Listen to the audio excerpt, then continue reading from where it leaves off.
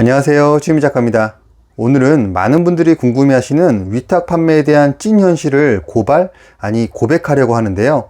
아직도 유명 유튜버들이 월 1000을 번다, 연 매출 몇 억이다 하며 시작을 안 해서 그렇지 시작만 하면 부자 될 수 있다고 붕붕 띄우는데, 사실 이전 영상에서도 터무니없는 소리라고 많이 말씀드렸지만 이미 유명한 그들에 비해 쩌리인 제 목소리는 아직 닿지 않기에 오늘은 더 구체적으로 어떤 점들이 힘든지, 왜 많은 판매자들이 중도에 포기하고 그만두는지 위탁 판매를 진지하게 고민 중이신 분들을 위해 준비했으니까요.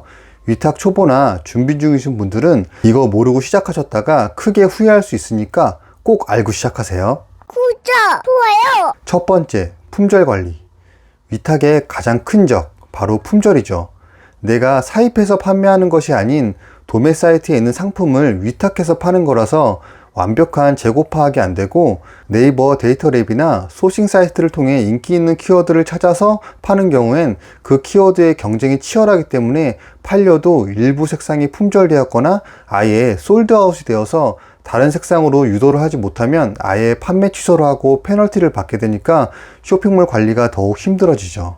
게다가 몇 개 정도 올리는 거라면 하루에 한 번씩 재고를 체크하겠지만, 저같이 100개를 넘게 올리면 이걸 매일 들어가서 재고 파악을 한다는 게 현실적으로 어렵거든요.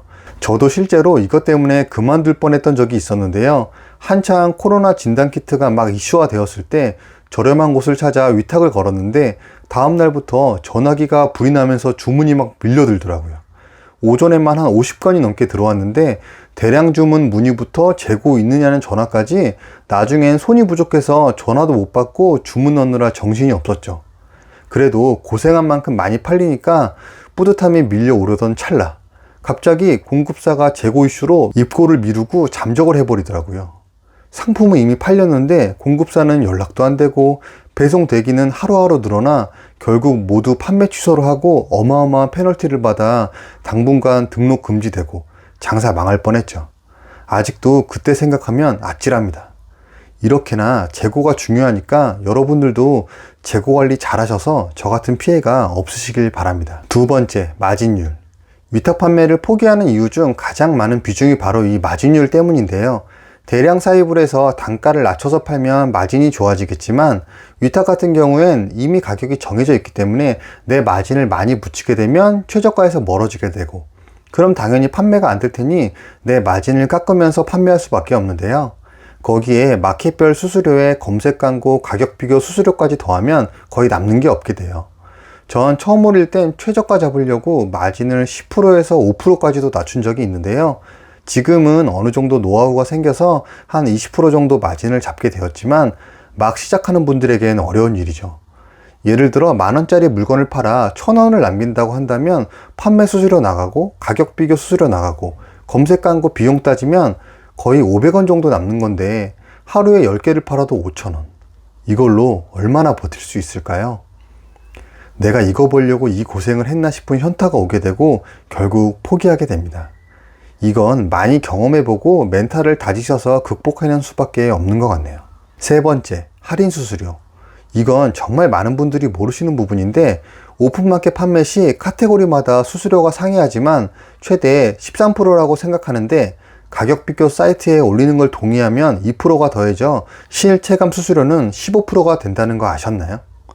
가격 비교 사이트에 안 올려도 되긴 하지만 그만큼 판매율은 떨어지게 되니 결국 올리긴 하는데, 여기서 끝이 아닙니다. 오픈마켓에서 하는 할인 프로모션이나 서비스 이용료 정책 제휴 마케팅에 동의를 했다면 임의로 내 상품에 대해 할인을 때려버리거든요. 이게 금액이 정해진 것도 아니고 변동이라 미리 알 수도 없고, 예를 들어 1000원의 할인 쿠폰이 내 상품에 생겼다면 15%인 150원을 내가 부담해야 한다는 거예요. 실제로 15% 플러스 알파가 된다는 거죠. 언뜻 보면 고객이 할인을 받는 금액에 대해 지원해주는 좋은 시스템처럼 보이지만, 모든 할인 금액까지 고려해서 순이익을 계산해야 된다는 건 현실적으로 불가능하기 때문에 기본 수수료만 알고 마진을 계산했다면 여러분은 지금 마이너스 마진일 수도 있습니다. 맘 같아선 다 비동의로 바꾸고 독고다이로 팔고 싶지만 노출이 안 될 테니 안 팔리고 못 버냐, 팔리고 덜 먹냐의 싸움이죠. 네 번째, 고객 응대. 의외로 많은 분들이 이 고객 서비스에 대한 부담을 가지고 계시더라고요. 소비자가 제품에 대한 문의나 구매한 제품의 클레임을 위해 전화가 올 때가 있는데 이걸 대처하는 게 힘들다는 거예요. 저는 솔직히 예전에 텔레마케팅 알바도 했었고 웹딜을 하면서 CS 전화도 많이 받아봤기 때문에 이 부분은 크게 어려움이 없었는데 처음 격양된 고객의 전화를 받아본 개인 판매자분들은 멘붕이 올 수도 있어요. 전화 걸기가 두렵고 나한테 해코지하면 어떡하지 하는 생각도 들고 하지만 걱정 마세요. 여러분 생각만큼 진상 고객은 거의 1%도 되지 않으니까요. 대부분의 고객은 내가 구매하려고 검색해서 들어온 분들이기 때문에 적대감 없이 오히려 친절하게 대해주시는 분들이 더 많으세요. 오히려 궁금한 건 그쪽이지 저희가 아니거든요. 그러니 너무 큰 걱정하지 마시고 일단 전화로 응대가 어려우신 분들은 문자로 소통하면서 점차 자신감이 붙으면 통화도 하면서 자신감을 쌓으시길 바라고요. 단순 문의가 아닌 불량 반품 전화가 왔을 땐 진심으로 사과하시고 소비자의 말을 끊지 말고 최대한 잘 들어주세요. 처음엔 언성이 높아질 수도 있지만 본인이 하고 싶은 말을 다 하고 나면 점차 이성을 찾아가거든요. 이럴 땐 오히려 잘 말하는 것보다 잘 듣기만 해도 문제가 해결될 때가 많습니다. 이렇게 오늘은 위탁 판매의 어려운 점에 대해 설명해 드렸는데요. 물론 이것 때문에 포기하는 분들도 많은 게 사실이지만 다르게 보면 미리 알고 대비한다면 극복할 수도 있는 부분이니까 앞으로 시작하실 분들이나 초보셀러 분들은 잘 참고하셔서 월 몇 백을 번다, 유료 강의만 들으면 부자 된다, 이런 말에 혹해서 시작하기보단 어려운 점들도 잘 생각하고 고민하신 후에 시작하시길 바랍니다. 그럼 오늘도 긴 영상 함께 해주셔서 감사드리고요. 이 영상이 도움이 되셨다면 구독, 좋아요, 알림 설정까지 부탁드립니다. 여러분의 응원이 이 채널을 운영하는 가장 큰 힘이 됩니다. 정말 감사합니다. 모두 힘내세요. 안녕.